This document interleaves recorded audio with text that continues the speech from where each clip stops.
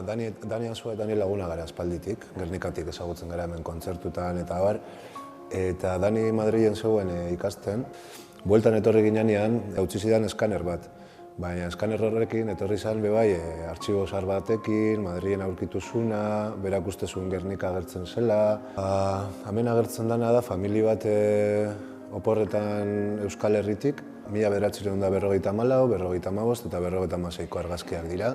Artxibo honetan agertzen dena da ohikoa egiten duguna familia guztiek oporretan gogazenien, gure alabari argazkiak herri guztietan, eta kasu honetan agertzen da familia honen alaba Gernikan, familia honen alaba Bermeon, Deban, Zumaian, Donostin, baina beti protagonismoa berak alabak hartzen du. Denborarekin argazkiak ikusi eta orain gainera papelean jarrita eta ematen du baduela hor konposizio bat, arte munduan dabilen norbaitena, eta hemen jente asko dabil pasatzen hemendik eta hipotesis batzu dira, hau izan zen edo arkitektoa edo ingenieroa, bai badago konposizio bat, bai badago esan hain erreza argian neurtzea garai horretan horrela normal, bueno, ez dakigu. Guk egiten duguna da artxibo hau hartu eta kaleratu eta jenteak ikustia eta hor dago jokoa, orain lana egingo da bena izango da publikoa. Jarri gara Gerediagarekin kontaktuan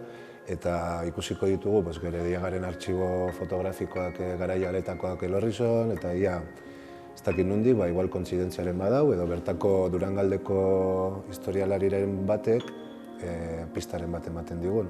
Gure ideia da artxibo hau etxean eduki dugu 15 urtetan, azkenan egin dugu erakusketa hau, baina nahi dugu eramatea artxibo fotografiko batetara, ondo gordetzeko. Kuriosoa da, enun pentsatzen olako jartzuna izango zulik, eta orduan gertatu da gauza bat, esan digu jende batek, nork eman digun baimena argazki honekin erakusketa bat egiteko. Eta hor bai kontrasan bat, ez dite hola asko afektatzen, bai badago kontrasan bat, ea nola hartzen duten, agertzen bada familia, ea zer iruditzen zaien erakusketa baten bere oporraldi hori agertzea.